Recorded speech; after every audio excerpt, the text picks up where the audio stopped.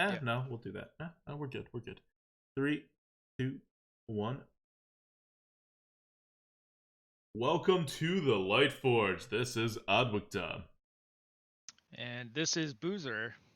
And Boozor is sitting in for Merps, who is still on hiatus. Boozor is I don't know, always leaderboard player. You've been top one before, right? I think you've been number one before. Number one. Also probably all over the top 10 in other months as well. But yeah, definitely one of the top arena players, and we're lucky to have him join us and help us break down further what this Rise of Shadows meta is, and hopefully come out with some generally useful and kind of always applicable tips. Like we were talking about this a little before on how it's a little harder now to find applicability. Like we were definitely struggling like trying to talk about the topic for this. Just because between the last episode when Collins was here and now we didn't get an update.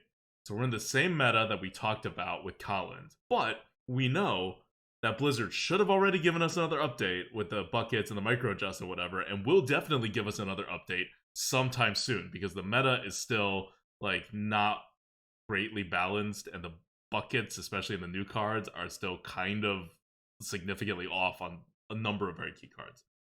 So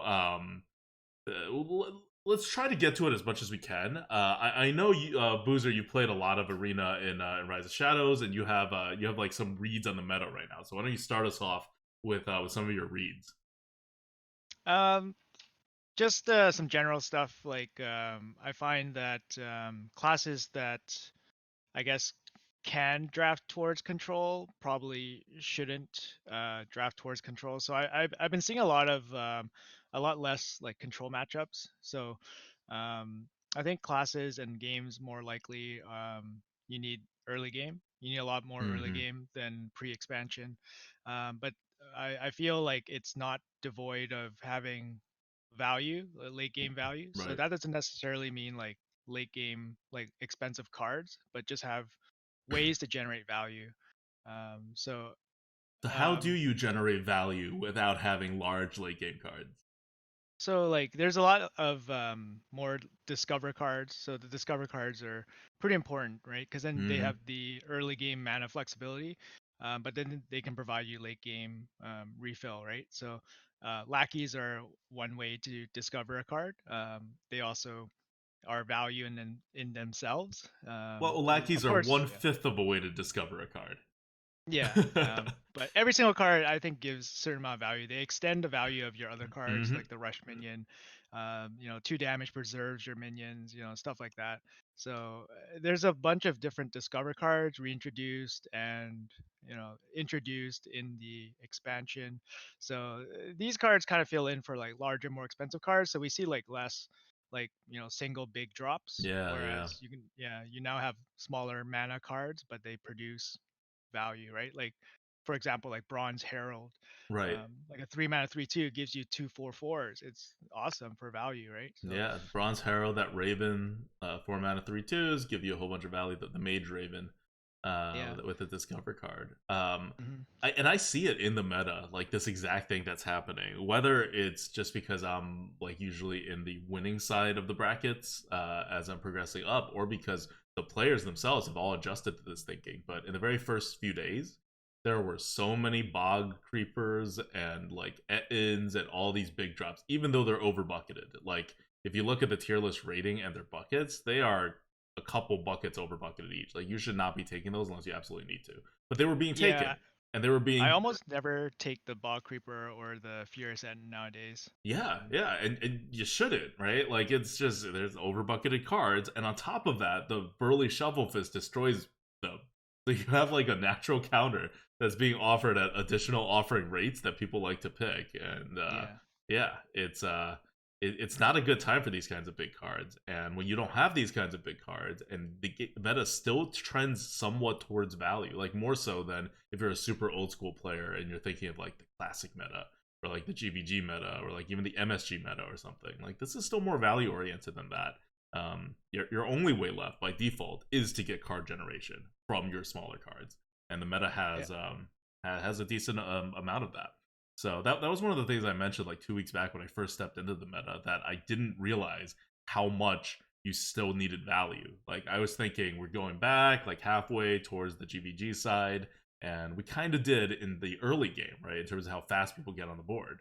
But the late game, it's still like you'll get to points at which you want that extra card or two, and that's going to make the difference against your opponent. Like Um, like a great example of like a small card that gives late game card would be like web spinner. Like you can play it on yeah. turn one. It fits the hunter game plan, and it gives you a card. Mm-hmm. So Simmering Tempest, Simmering. I want to say yeah, the Tempest. It's not butterfly or Tempest. whatever. It's yeah, it's the butterfly thing that that's in a Rise of Shadows that gives you the random hunter spell. Yeah. Yeah, these kinds of value generation things that you can get some tempo and then get value like as well. They're so key in this meta. Um, so yeah, so you were also talking before, like when before the podcast started. I think I'm really interested at this point because I've had the same experience and I couldn't find like the right way to like exactly put it. But you noted that it's not just that you need some value in the later side. If you concentrate everything on the early side, right? Like if you have a lot of 1 drops and 2 drops and 3 drops and whatever, and it should work, and it did work in prior curbstone metas, like say GVG or whatever. It's just kind of not working so well right now. Like what's breaking down? Like what's causing those decks that just really try to push tempo from like turn 1 or from turn 2 but like really heavily push tempo? What's making that like fall apart and not get the same win rates as these more, like I would describe them as more like tempo based mid-range or even late mid-range decks that you're describing? I find like people that I think when you draft and you stress too much on the early game, you run out of steam in the mid late game.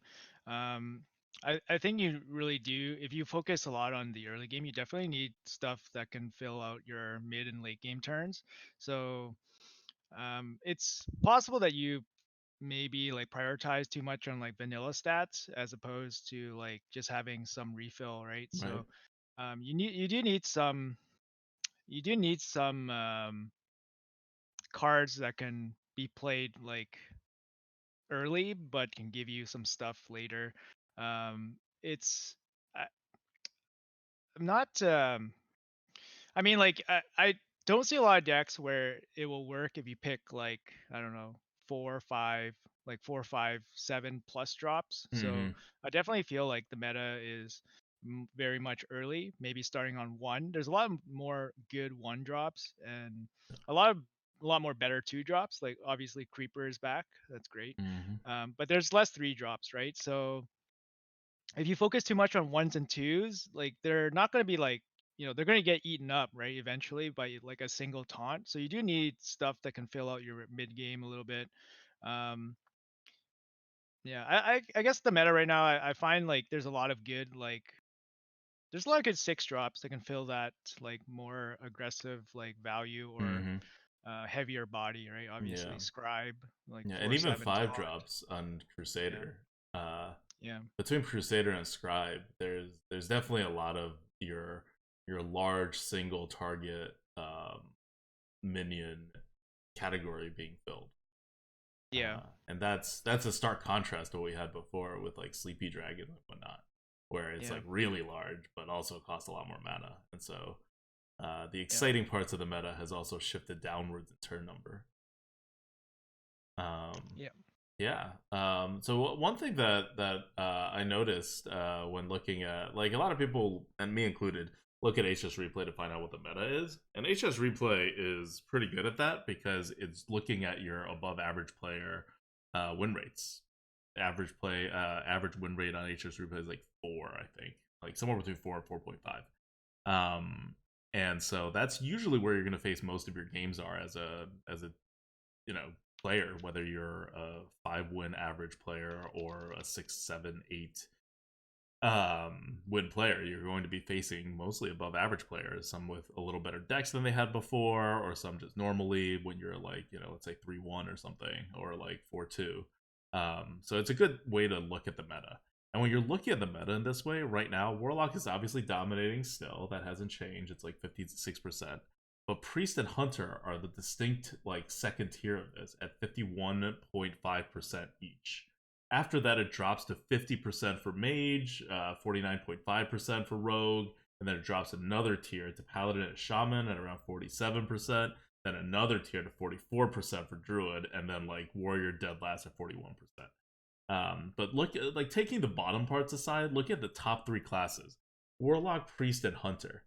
Those are in the meta right now, and they are the classes that operate like they are the classes that if you want to be a control player, you should pick those classes. Because Warlock obviously has all the double-sided removals. Priest, we talked about, and we have a run, it's up on YouTube right now with Educated Collins that we did after the last podcast, where he was just telling us about his strategy for Priest, which is, one of the only classes that you can start on 3 from still, and kind of like get away with it.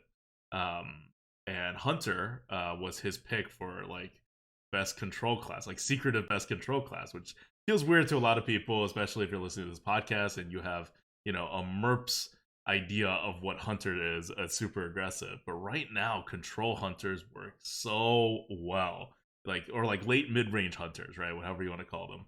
I And find Hunter versus Hunter is like that. Like you're trying to juggle like between going face and like not dying, but then you're trying to do the same to him, and then it's a lot of like it minion trading it's and a lot of strategy. I get so yeah. tense at Hunter v Hunter battles, like Yeah. because both dimensions are super open, right? Not just going face, but also protecting your own face from them going face.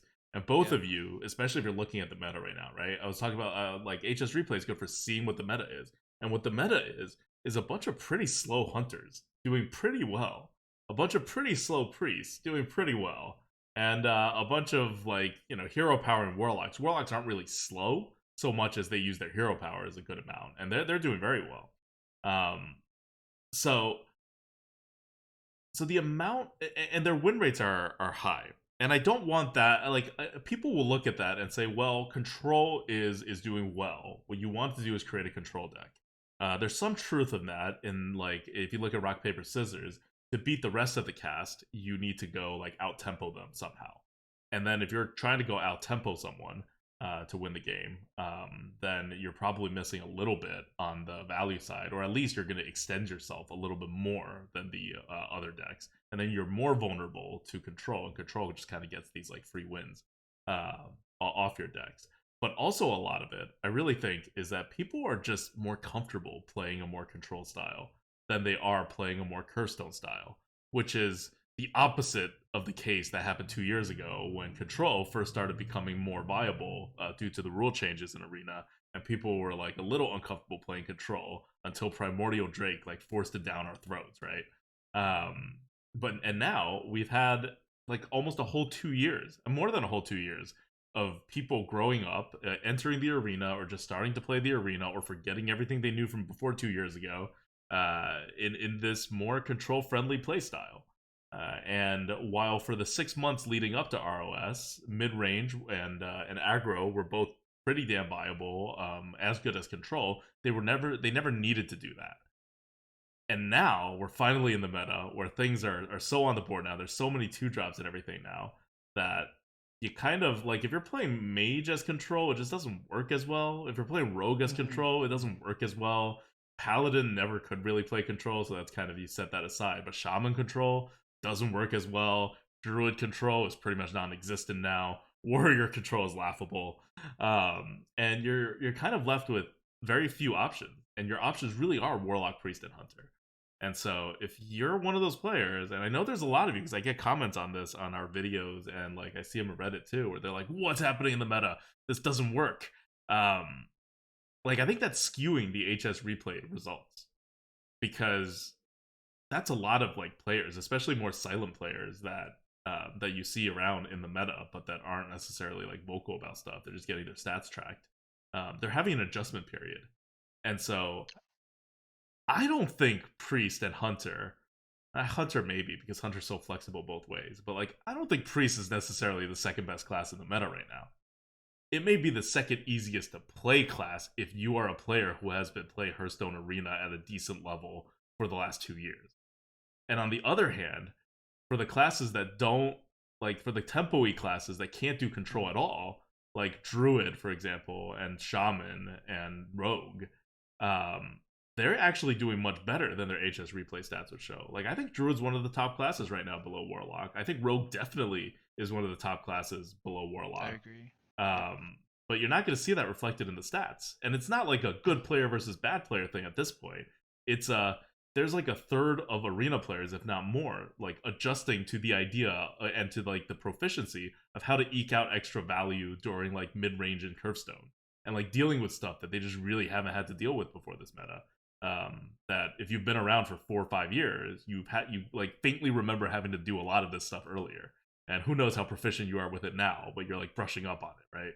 So if you're playing at the top level and you've been playing forever, like me, Boozor, probably any other streamer that you're watching, like we're hitting it pretty quickly, right? We see because it's not new to us exactly, right? We're remembering things from before, we're applying skills we learned from before, we're identifying how to exploit certain things. Like Boozor was talking about the card draw aspect of it, especially as card draw becomes more efficient. Like card draw used to be good in Classic. Now card draw cards are so much more efficient than they were before, and you add Discover onto it. Mm-hmm. It really it just the meta is not what HS replay suggests is kind of or what I'm saying. Well, not that the meta is not, but the which classes are best is not how they suggest right now. And I think it's diverged more now than it has at any point in the recent past.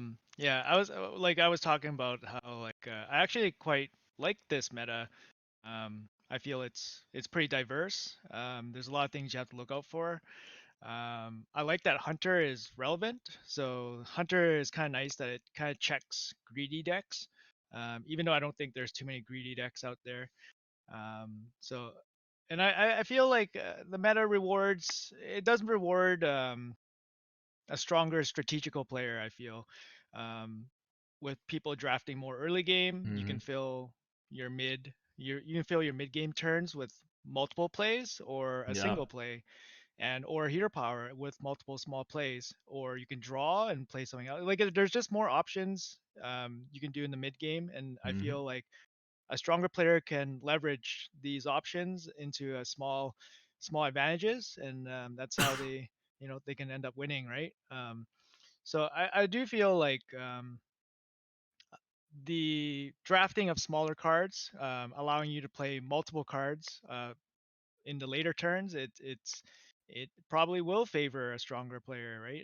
And discovers and lackeys and all that stuff that generate things out of thin air. Like sometimes you take the turn to look for an answer, and then sometimes you don't. And the decision to take that turn, like it might be win or loss, right? So if you take if you like tempo to look for an answer on the turn you don't have to, and then Yeah. that could cost you the game, right? Like like so things like that, just like the decision, there's more decisions in the later turns, and they're going to be more impactful for a stronger player that can make the right decision, right? So This is how these games work, right? Whenever you have smaller mana cards and you're playing more cards per turn, and your hand size keeps up with that, you have a more complicated game because you have more decisions to make.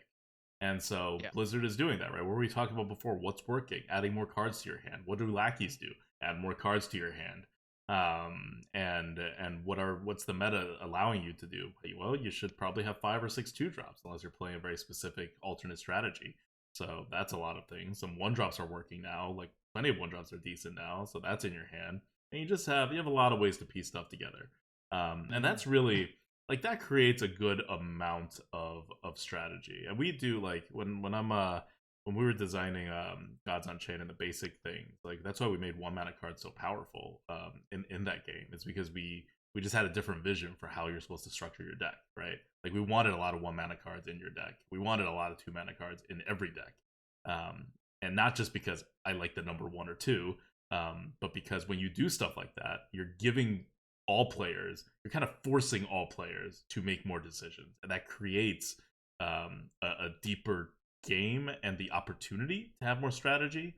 Yeah. Of course, in this particular meta for Hearthstone, like Rogue and Mage kind of ruin everything because all of their cards are RNG. So it's like, yeah, there's a lot of strategy going on, but then there's a lot of RNG like stacked on top of it, and it's kind of pulling both ways. Um, but the other classes are are going pretty. They're in the same meta, right? So they're all like kind of stepped up in terms of your strategy. Hmm. Yeah, okay. So yeah, in terms of how deep your strategy goes, I think beyond like having more choices, one of the choices with the hero power, especially that I think people haven't adjusted to the most, and it may be worth like thinking about a bit more if you're playing and you're wondering why you're not getting certain edges in certain places, or you somehow just like lose the board a bunch, or you somehow end up with fewer cards than your opponent, and you're not exactly sure why, and you're doing this on a semi-frequent basis. You're feeling like you're just not adjusting to the meta enough. Um, especially, I would look especially at times when you are either playing as or playing against ping classes. Like I think I definitely noticed a general worsening of the ability to use ping. Like players are less proficient with it that I see at the same win rates, especially newer players, because the power of the ping hasn't mattered as much in the last year and the last like 2 years really as they did before when the meta was more tempo based. And right now the meta is back to being more tempo based. We're back to having a sort of curvestone opener and a little more messy and complicated middle game, but still with a decent amount of curvestone. And when you have curvestone, you end up with a lot of situations where they're 3-4 each or 3-3 or whatever, like, and then you end up with like Hmm. 2 1s, 3 1s, 4 1s, a lot, because that's what curvestone is. It leaves things at one health a lot when you edge them out, and then you get that value. So knowing how your ping or your opponent's ping would interact with that. So for example, if you end up with a 3-1 and your opponent has a druid ping or a mage ping, they don't lose any tempo. They use 2 mana to get rid of your 3-1. So yeah, you still get the advantage that your minion has lived, but they can always 100% even tempo remove your edge. So that's not like a huge benefit. If you go back to like the very first episodes of like the Lightforge, or even before that to like the first Arena Coup, which I think was Druid, you hear us talking about like how important this is like 4 months, Hmm. 5 months when the game was launched. And you hear about us talking about how important it is. Like the Druid hero power just can, like the mages, erase all the advantages that has been gained in this very curvestone heavy meta.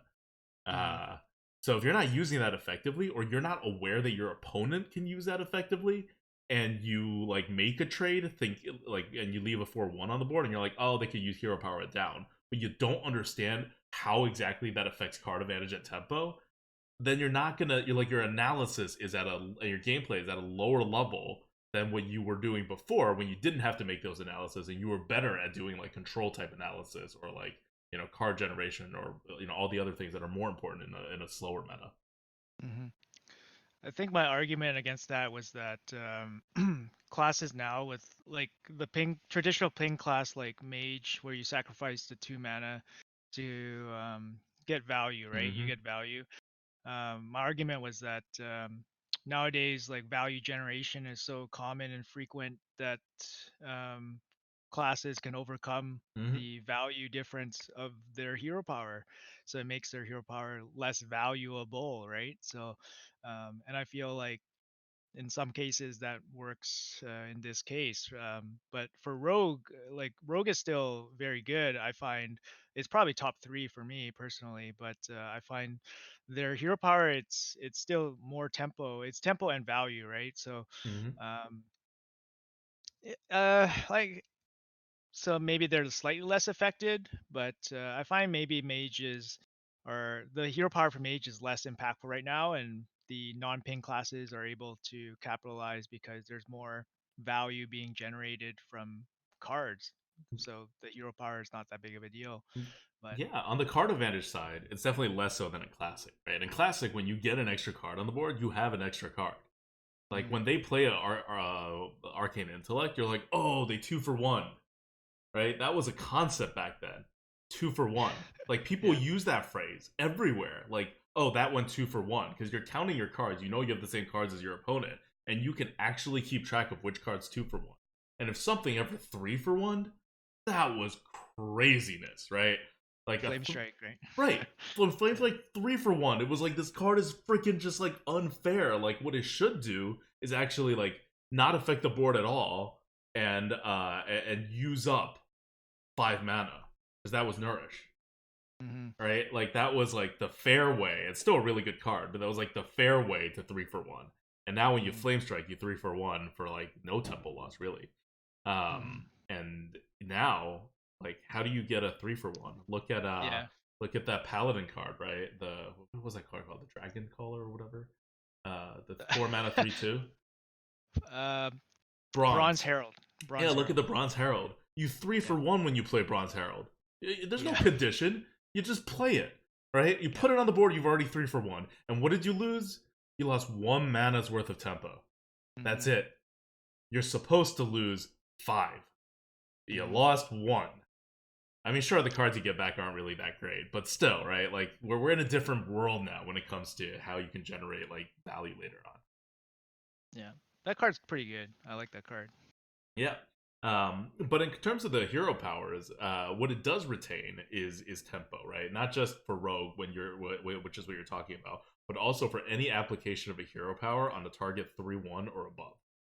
Hmm. Like well, 3/1's kind of neutral, so you don't like gain tempo so much as you gain the option to even out their tempo if you so choose Yeah. in that path. Well, you But gain value, right? You don't have to spend a card to deal with right, that card. right. But I'm just talking about tempo right now because for the value Okay. game, it's like a little less important because there's more value generation. But there's not more tempo generation right now than there used to be. It's kind of the same. The huge tempo generating things have kind of been removed from the arena actually with the rotation. Like that was Ungoro KFT, right? To Yeah. some extent, Cabals and Catacombs. So right now, arena it's actually not that easy to gain tempo. There's a few major outliers like Void Caller, but generally, not until the like 7-8 mana are you going to get ways to gain a lot of tempo. Um, like what is even like Zombie Chow, which we all know is not that great anymore, or like Haunted Creeper, which is really great. They Hmm. gain like less than 1 tempo, or at most 1 tempo Hmm. for what they're played. Right, you just don't get these heavy tempo shifts anymore. So the Yeah. equivalent of gaining 1 tempo with a hero power is killing something that's like a 5/1. And that's not uncommon if you're in Curvestone to at some point be able to do that. So you just gotta recognizing how that shifts the tempo before you make the commitment to do the trade. I think it helps a lot because when you see something that big, you kind of recognize that you're going to like use your hero power on it if you're on the receiving end of it. But if you're trying to set it up, right, you gotta avoid doing that, or you have to know that the tempo is going to swing very hard the next turn. Hmm.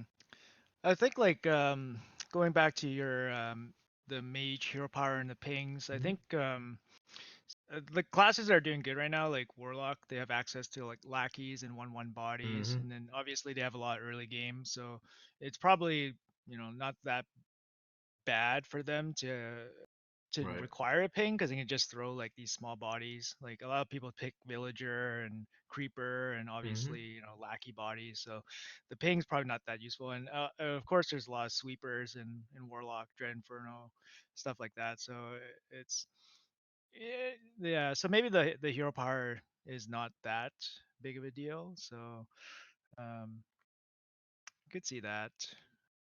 Yeah. So talking about the lackeys, look at Warlock and Rogue. Right, they separate. They both have double lackey generation of cards.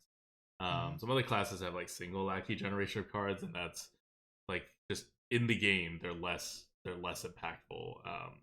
Priest has a lackey generator. It's really good of a card, but it's bucketed also really high, so you gotta pay I think for it. I think the double lackey generators, I think that's a bit of a problem, I think yeah, those are probably the problem cards, like the miscreant and the genius. Mm-hmm. It feels like a bit of a problem. You get too much out of those cards, I think. Yeah. So And they like don't the just conscriptor is not big deal. A conscriptor like a 2/2 death row one lackey. It doesn't feel like it's busted or anything, right? Like it feels fair. So well, it still feels busted, but it yeah, doesn't like yeah, it doesn't swing as hard because when you have yeah, two lackeys, it not only you may think like, oh yeah, it has two lackeys, it swings twice as hard, right? Well, it actually swings more than twice as hard. It swings more than twice as hard because lackeys build upon each other.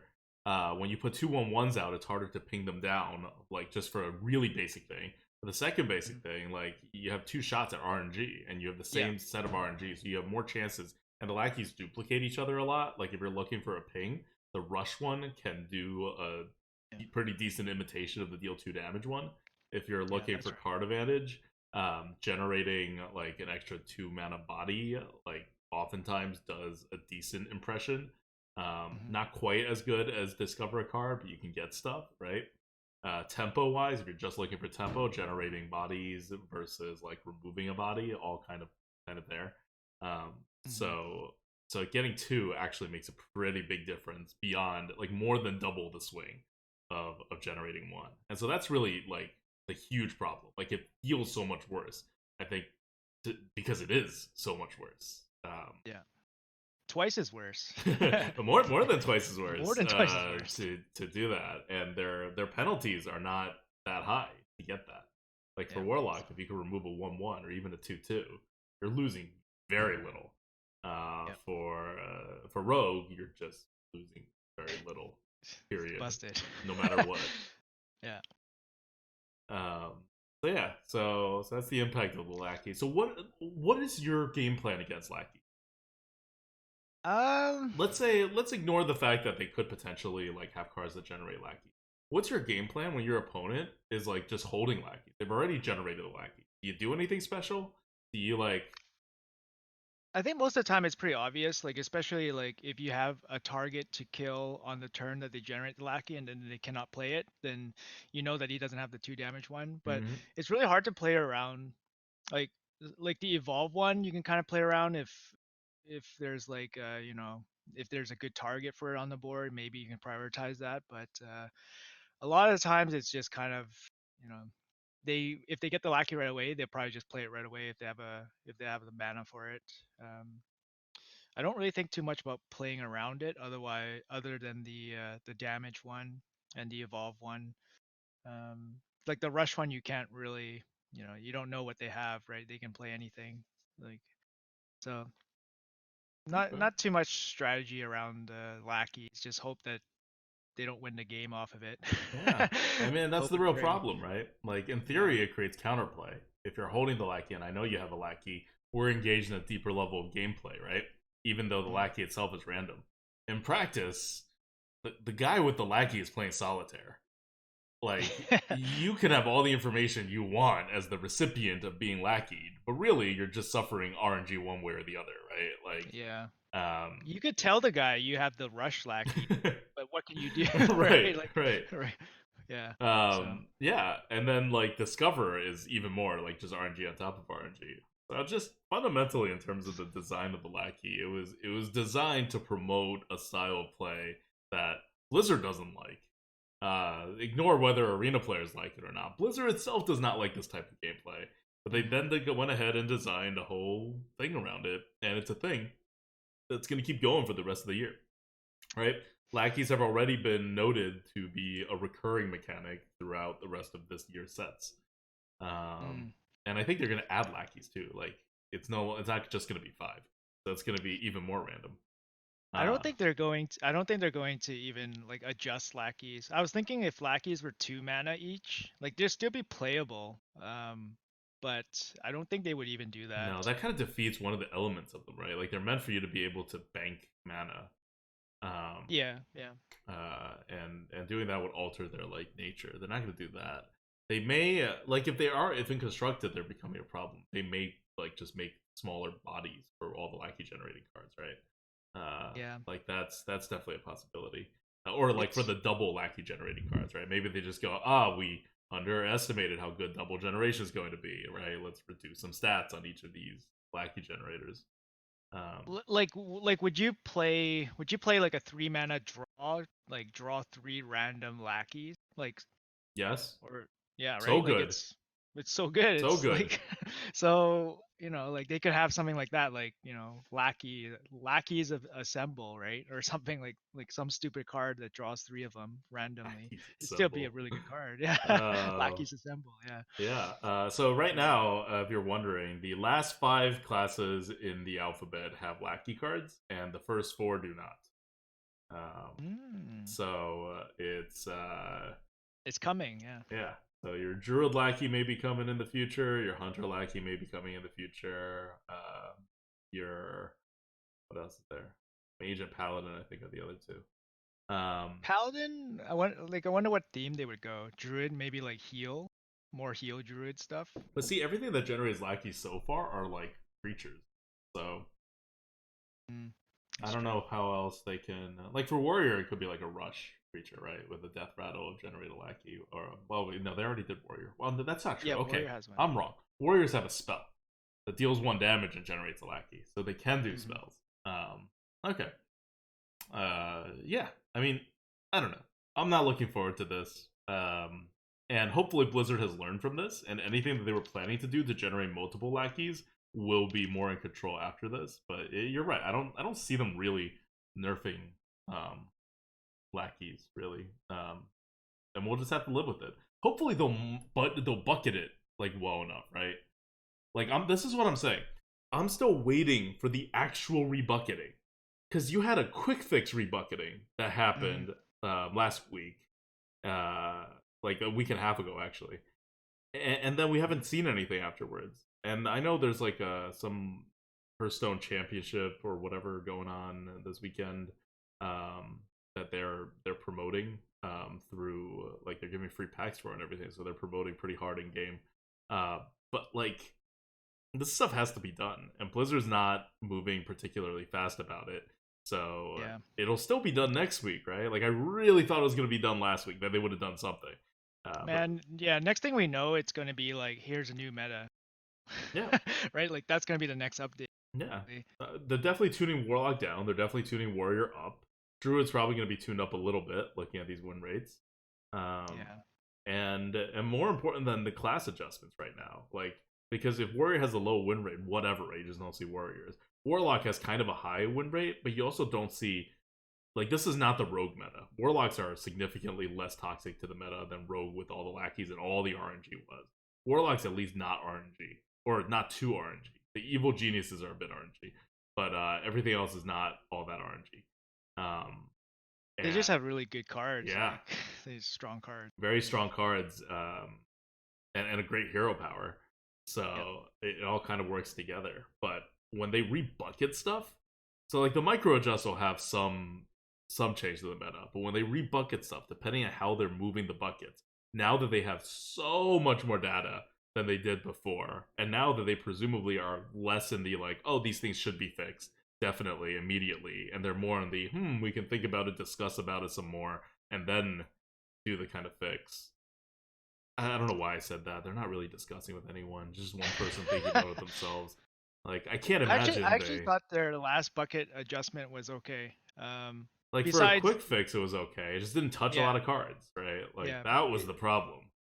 like the Conjurer's Calling that Yep. up.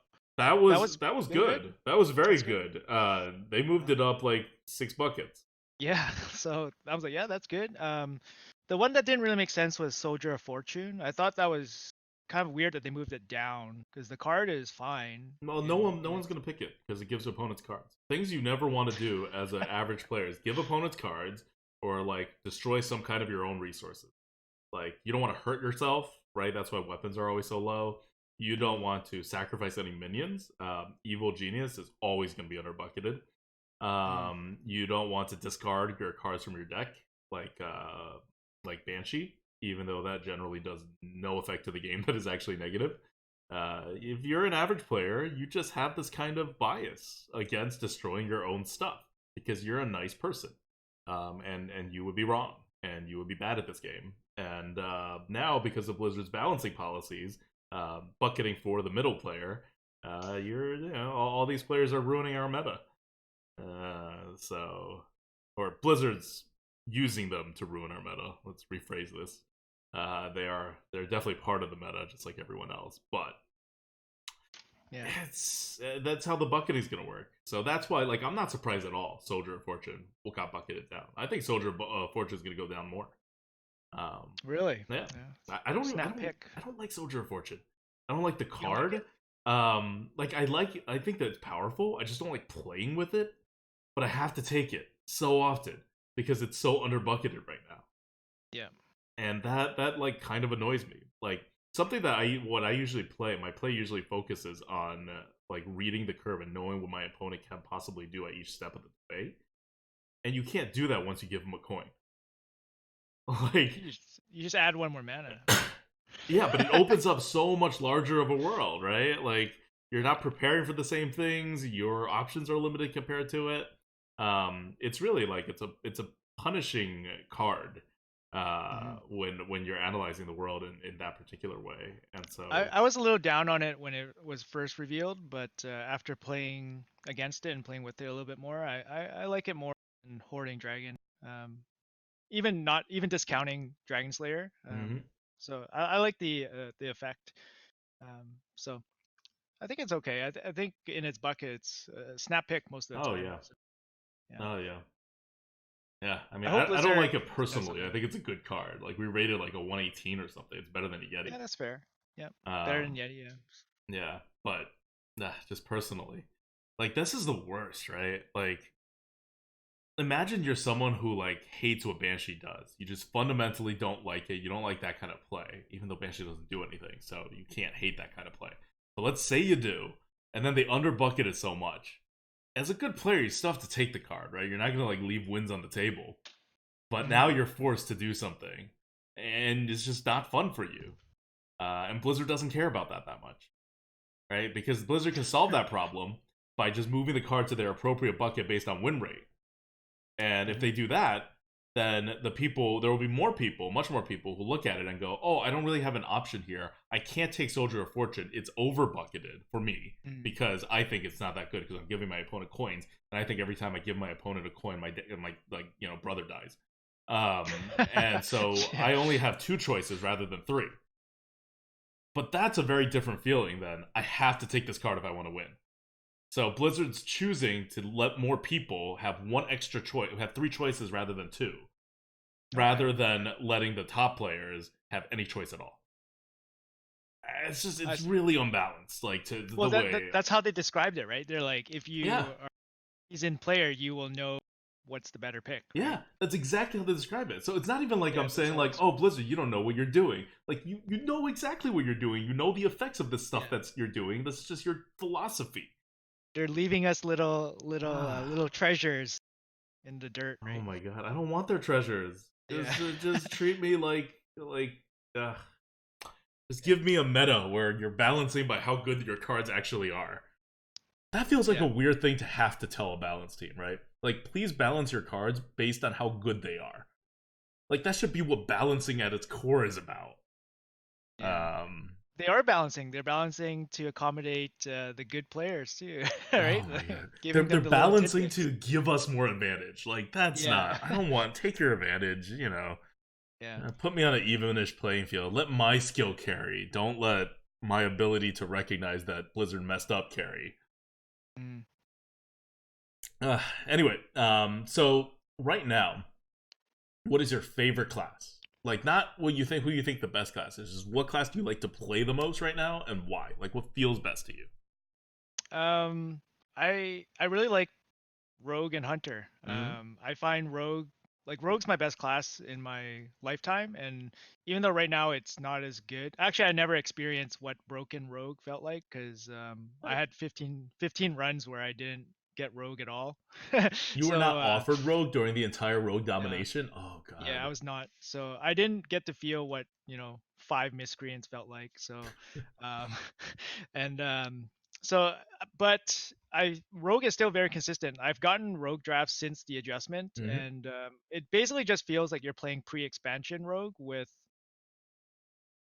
a bit stronger mid game because the Yeah. mid game from the new expansion are really good, like Dollar and Crusader and Scribe and Mm-hmm. stuff. So those cards are really good for Rogue. And if you play like a mid range Rogue, you're probably gonna do okay. Um, yeah, I still like Rogue. I think Rogue is still really strong. If you're gifted with miscreants, like that works too. But a strong mid range Rogue is still very good, consistent class still. I like Hunter. Hunter, I think Yeah. has good Before we matchups right talk now. about Hunter, let's focus on Rogue for a second. I want to break this down a little. So, So for Rogue, you play mid range. Would you like generally drafting two drops or not drafting two drops with Rogue in this meta? I think right now I do take a bit more two drops than I did Mm-hmm. pre-expansion, just Yeah. because they're offered a little bit more. Mm-hmm. I do like ones in Rogue, Yes. obviously, and also because there's less three drops being offered. You can't bank on having like 8 3 drops, which pre-expansion you could kind of bank on, so you Mm-hmm. can kind of forego the two drops. So now it's like you just take a couple more two drops, so you don't skip your three drop, right? Or for example, like yeah, so I kind of like that, and I like I like taunts, like the proud defender. Proud defender on 4 is awesome, even if you don't have a board, right? Yes. It's a four Mm-hmm. six, so it's great. Plus you have dagger already. There's a lot of good fours, like Squid Face is great. Obviously Soldier of Fortune, like great high tempo cards. Um, and then it leads into a strong mid game that the expansion brought to, like I said, Dollar and Crusader. You got the 4/7 taunt, the buffed up Archmage. Yep. You got the Scribe, Mm-hmm. and then your top end could be like one Burly or two Burleys, right?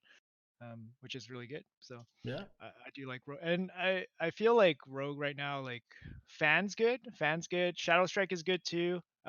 They miss Plank, right? They miss Plank, but I find there's a bit less taunts in the meta, less big Mm-hmm. taunts in the meta, and a single Burly kind of handles that. So, um, yeah, and Rogue's pretty good at like kind of smorking down Warlock and seizing the board from them and stuff like that. So, Yeah. and they're naturally a good class against Priest too. So, um, yeah, those are good matchups for Rogue. I feel Yeah. Rogues definitely Hunter's a didn't little bit lose. dicey. Hunter's a little bit dicey against Rogue, but yeah, Yeah, I mean, I don't think they lost any like by offering odds because each card is offered more now than they were before because of the pool shrunk. So even though they are yeah. missing plank, once you put unidentified contract in, it actually like they're offered more hard removals than they were in the prior meta. Hmm. And yeah, like I find myself taking more two drops in Rogue as well. I used to be 100% never take a two drop in Rogue, Yeah, yeah. and now I'm like, yeah, I could even take like 4, 5, 6 two drops. Six is a little much, but I could take a whole bunch of two drops in Rogue, and it works because it helps you put the pressure on, and you're Yep. looking to draw cards anyway in the later game, right? So you're going to get your like Fan of Knives, and every single time you get a card draw card, you're going to take it.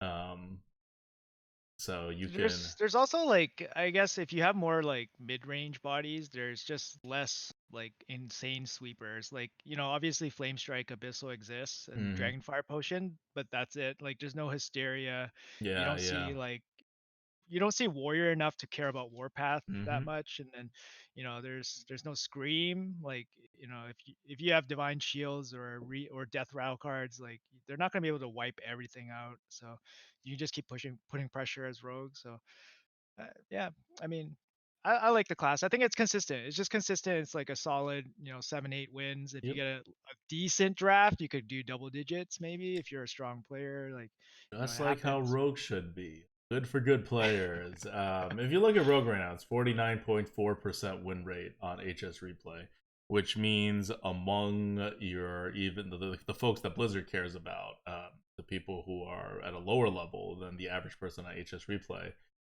Rogue is over penalized right now. They're probably going to give Rogue a little bonus coming back in the next expansion. If like not expansion in the next micro adjust that's hopefully probably happening next week. And or they're not Yeah, going to touch hopefully. it. There's no way they're going to nerf Rogue more. So we're at the point right now where this is what's going to happen. Rogue is because of how Rogue functions, how Rogue works as a class, and how their classic cards are. No matter what Blizzard does, if they're following the philosophy of micro adjusting for the average player, rogues are always going to be a above average class in Hmm. every single meta, except for like the very beginning when Blizzard hasn't adjusted things yet, and so it may be messed up. Um, so yeah, this is it's I hope they adjust soon. Like, not too late into the end of the rotation or whatever. I hope they adjust it soon. yeah Yeah. in a 8 week meta. We just passed the third week, or we're about to just pass the third week. We're more than 2.5 weeks in. Yeah. They haven't made their second adjustment yet. Yeah. Presumably, their second adjustment's going to be okay, but they're going to want to make one more adjustment to like really fine tune things. Like I think by the next adjustment, buckets are still going to be problematic because they, I don't know. But micro adjusts are going to be fine, and then one more will get the buckets to what Blizzard thinks their final state should be. And Do you think they should specifically target certain cards? Like in the bucketing, just because it's easier to specifically target certain cards instead of targeting the whole bucket kind of thing. Like for example, like Abyssal, it's almost oh, you always up mean in against Zombie micro Chow, and adjusts? yeah, if you micro adjust a single card, like just reduce its frequency by like No, no, 50% or something. that's not what micro adjusts are for. You micro adjust a bucket. If the single card Mhm. is causing problems, you raise its bucket. Like in But theory, the that's what you Abyssal is in should the do. top. But the Abyssal is in the top bucket The against abyssal is the. not in the top bucket. The abyssal is in the But bottom half of the first bucket. but isn't that the only bucket where the other two cards are in, Siphon and Zombie Yeah, Chow? but there is another bucket available. It can be in the top half of the first bucket, like a whole bunch of other cards are, right? Like where that's where Flame Strike is. The fact that they didn't start Abyssal in the top half of the first bucket confuses the hell out of me. Because Actually, that makes sense. Yeah. Abyssal and Flame Strike were the two cards 2 years ago that they had to specifically lower the like offering rates for by 50%. And guess what the Right. top half of the top bucket does? It does the same thing. It reduces their Right. offering percent by 50%. And Flame Strike started out in it. So you figure when Abyssal came back, whoever was doing the bucketing would be like, oh, obvious this list goes here. But nope. Actually, that's right. That would take care of it. Yep. And so it does Like I what don't. you're saying, right? Like it adjusts Abyssal down, but it does so in their bucket system, which is designed to deal with individual cards, not their micro adjust system, which is designed to deal with class power overall. Um. So yeah. So I don't know. I mean, they just don't. They're not like proficient with how their own balancing system works. Um. And then they had weird philosophies, which somewhat contradict their own other philosophies, and otherwise is just not good for a balanced meta at the top. It's just nothing they can fix without a philosophy change. And so at this point, it's not even like oh, Blizzard should try harder. Sure, but that won't really fix the problem. Um, like the problem is their thinking, and there's no, it's not a quick fix. But yeah, once the bucketing gets better, what I'm really looking for the bucketing is the neutral cards. Okay. Like the new neutral cards, really, like Crusader, like Scribe, like freaking Hogsteed. Hogsteed is our Lightforge Tierlist #1 rated neutral card right now. The card It is beat very out good. Scribe, Yeah. which we had at first when the game launched, when the expansion launched, and that's due to an adjustment to this meta and to the way that they've actually bucketed the cards and their new offering rate system for the expansion bonus, which we didn't know before. And so like they should all be moved 2 buckets up at least. And they Oh, were really? yeah, they weren't moved in the last rebucketing except for I think Scribe Scribe went was up. I moved think half a like one bucket. bucket or yeah, it's very small. And the other ones didn't. And the other ones were no less under bucketed because they should all be freaking at the bottom of the first bucket, and they were all really, really far away from that. I So find I find the Crusader is sometimes hard to pick. It's up against some pretty good cards that maybe serve a different purpose. But I think but is it Scribe and Hog. usually, is it when you say sometimes, do you mean like 30% of the time or like 50% Uh, of the time? Like what's the percentage of time you'd pick away from Crusader? not very. Yeah, probably about like 1 in 3. Yeah, Yeah, like 33% of the time, right? yeah, yeah. It That's it, right. it should It's be not two often. thirds before it settles in its right bucket. Like you should be Yeah, picking it a third of the time. So it's not like it's a little under bucketed. Yeah, it's a little under bucketed. yeah, Not grossly under bucketed. Same thing with Scribe. I feel sometimes like you can't yeah, you afford to can't take a afford to take a 30% six drop. drop, Yeah, right? yeah. Yeah. But anything that's above 50%, like that you're picking it, is not just a little under bucketed, it's a lot under bucketed. A little Mhm. under bucketed is like if you pick it 40% of the time, it's a little under bucketed, right? Okay. Yeah. If you pick it 50% of the time, it's that's a the statistical like the standard deviation on that from random picking is so high that even in the next buckets up, it would still be so high, because there's so many like sub buckets, right? There's like 14 of them.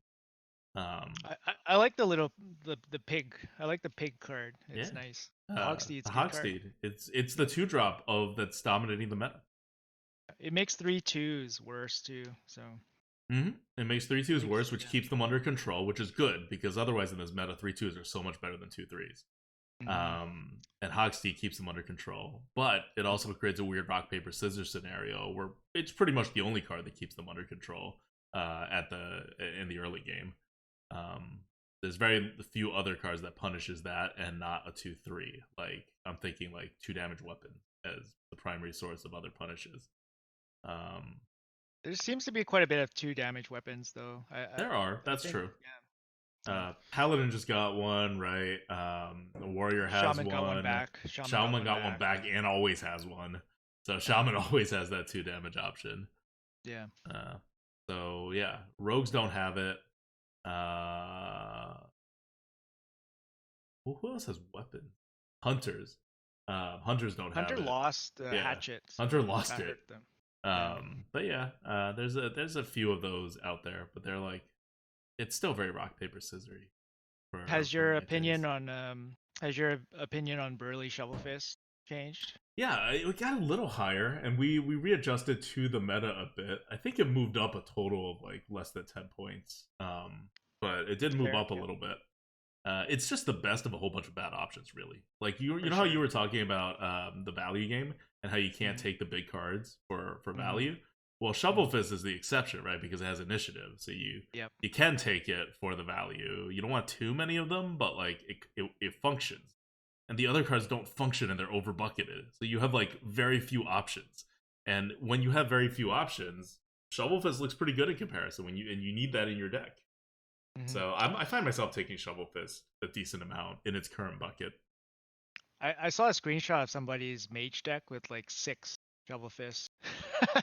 It's so Did, ridiculous. did he lose? I hope he I think he was lost. 7. I think he was 7-1 or something. What? He's doing good. Yeah, he's winning. How? How do you even get to 9 mana I don't know. if 6 of your cards He's are 9 mage. mana? He's mage, so he probably found a way. But six Still, of them, yeah. oh Good cards. Have initiative. Big hmm body. 2 for 1 at least. So yeah, yeah. Mm. All right. Anything else you want to say before we close out this Lightforge? no, I'm happy you asked me to come along. It's always a pleasure. So I enjoy hanging out Yeah. and chatting about the meta. Hopefully, Blizzard, acts soon so we can have some more time to play in this expansion, I guess. So Yeah. yeah, All right. So this is but Boozor at twitch.tv slash BoozorHS, Boozor TV. Boozor TV Boozor on TV Twitch. on Yeah. Twitch and also on Twitter. You have anything Yep. else? Any other platforms that I'm missing? Nope. I have a YouTube channel. It's Boozor TV. It's Okay. BOOZORTV. So Oh, so Boozor is normally BOOZER. no. It's always ZOR. So Wait, it's always ZOR? Am I just getting the yeah. spelling wrong the entire time? Yes. Oh Chat was God. telling you for Oh God. I'm spelling it like Carlos Boozer, and I added an extra O because I know you used to have an extra O before you changed it. yeah. Okay, all right, okay. Well, that was But embarrassing. thank you. Um, Thank you for having me on. yeah, no problem. Always great to have you on, and we'll play a co-op afterwards. Hopefully, we get Hunter or Excited. Rogue. Excited. Yeah, but yeah, because we don't do like specific segments anymore when we have guests, I just want to give a shout out to our Patreons at patreon.com/grinninggoat. Thank you guys so much for your continued support. One last one. Pick a card. What card do you like? Let's do a card good bad on a card that you think everyone or most people are overrating right now.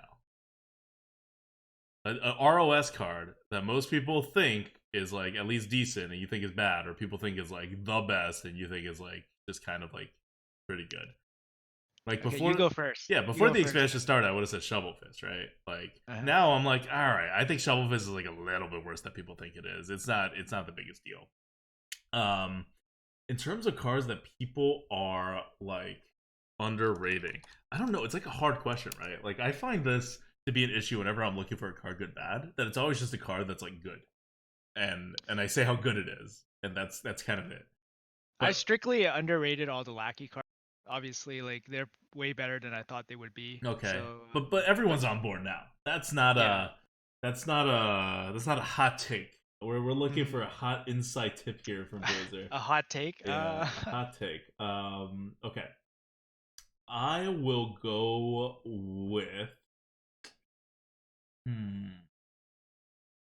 Well, it is. It's really hard. Like, what do people think is amazing? Okay, here's one. Here's one, and I'll talk about this because I talked about it a bit before, but I'll drill in on this. Um, Ray of Frost. Ray of Okay. Frost. We had initially rated a 100. We switched the rating to a 118. And 118. raised it, whereas Blizzard dropped it 3 buckets in the last Ooh, bucketing thing. Even at it 118, was it a would little have been high. over bucketed. It was definitely high. Yeah. No one was picking it. Like I get it. Mhm. But Blizzard, I think, over dropped it. So now I don't think people really like this card or anything, but now I think it's very much underrated for what it can do because not because of the 2 mana deal 2 damage potential. 2 mana deal 2 damage. So Ray of Frost, if you don't remember it, and you're like, I never see this card. I Mhm. rarely see this card too, but it's a 1 mana card that freezes an opponent minion or deals 2 damage to an opponent minion if it is already frozen and it has twin spell. So it's 2 mana, deal 2 damage to a minion and freeze it, or you can split it up to be 2 1 mana freeze a target kind of deals. And this I really really like because freezing your opponent's minions is very useful. Like the default Mhm. for this should be to freeze your opponent's minions, not to get that 2 extra damage. There are so many freeze based synergies in the arena right now. Like uh, and Mage is the master of RNGing stuff on top of that and discovering stuff on top of that. So you will have a decent amount of synergies. And this is me promoting what I'm calling a synergy card, right? Because it's the kind of synergy card I like. It's got a synergy as a bonus, but it has a base of 2 mana deal 2 damage, which is not bad, like in and of itself. Like Demon Fire is draftable and Yeah, stuff like. exactly. So this is like Demon Fire, but with an even better potential for synergy. Because when you freeze stuff and you actually hit a synergy, it's usually a pretty good one. You get more than like changing a 2 damage into a +2/+2 buff like amount of Mhm. and splitting it up allows you to get that trigger on potentially twice, right? Potentially 2 triggers, or to save your board. It's just I found so many good uses for it. So I'm not saying it's a premium card, but I'm saying Blizzard has it very underbucketed right now, and they're going very heavily in the other direction. Okay, I got one. Rapid Fire. Rapid Fire from Mm-hmm. Hunter. I when it first revealed, I thought it was going to be worse than Arcane Shot, but Yep. the flexibility of it is quite good. You can take multiples of it.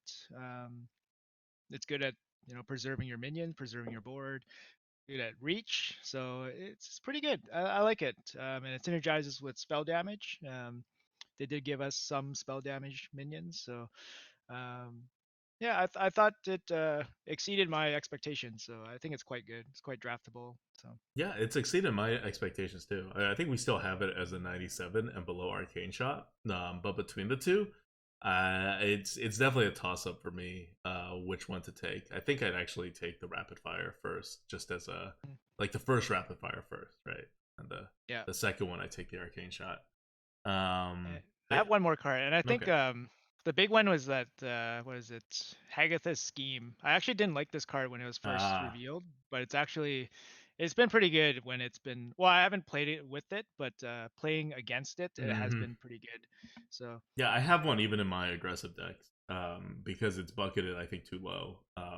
But overall, it's like I could pass on it if I do have an aggressive deck that's running on Bloodlust, Yeah. and stuff Okay. like that. No, but if I'm doing mid range Shaman deck, like I want this card. It's so good. Like at some point, you just strategically lose the board, right? And then you're back Hmm. on the same turn. 5 mana Hag of the Scheme, 5 mana other stuff. Boom. Yeah, that's true. Yeah. Yeah. Um. All right. Okay. Well, that's it for our slightly extended card good bad. I think those are good choices. It's the cards that are dominating this meta right now are really super obvious to anyone who's like playing the game, right? Like if you're facing a Hmm. shaman, Walking Fountain is life or death, right? If you're facing a warlock, Abyssal Enforcer, Yeah. or Void Lord, not Void Lord, Void Caller, Void Caller into an Abyssal, right? Yeah. Some combination of that is usually your death. All the lackey, double lackey generators, Evil Genius and Evil Miscreant, they're Uh, dominant. I want to say like actually the prevalence of Warlock actually makes Zack Pack actually a it's actually draftable. Like it went from undraftable to kind of okay. um, I have lost so especially many games to sack pack. None that the yeah. opponent actually drafted, but to like randomly Mm, generated sack packs that mhm, it mhm. it is on my radar now as a warlock player. Yeah, it's especially if you can obviously utilize it in deck, right? Like if you have like tokens or imps or Mm-hmm. whatever, and it's costs 0 mana, so it's eh, yeah, it's good. I don't know. I think I drafted it previously in my other warlock deck, and it actually was okay. I never drafted that card before, but it was actually okay. So uh, Yeah, yeah. And you're facing so many warlocks, especially if you do well, right? Which you're yeah, looking to do. mm, All right, that's it for our podcast. Once again, thank you, Boozor, for joining us, and appreciate it. we'll see you guys next week. Next week, we have on the docket Shady Bunny will be joining us. So look forward to that, and we're gonna get the YouTube videos online faster now. We were having some like process issues with the transition into Merps's hiatus. So Collins's video is so what we do now is we do a co-op with the guest afterwards.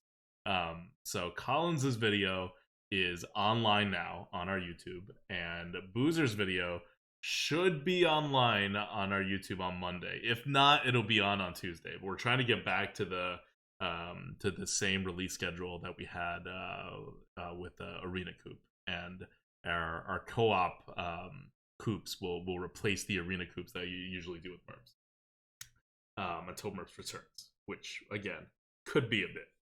Okay. Thank you guys all for listening, and thank you again for joining us, Boozer. Hey, Until no next problem. time. Thank you guys. Until next time, this is Adwikta. This is Boozer. See you guys. Yeah. All right. Let me close the blinds. I'm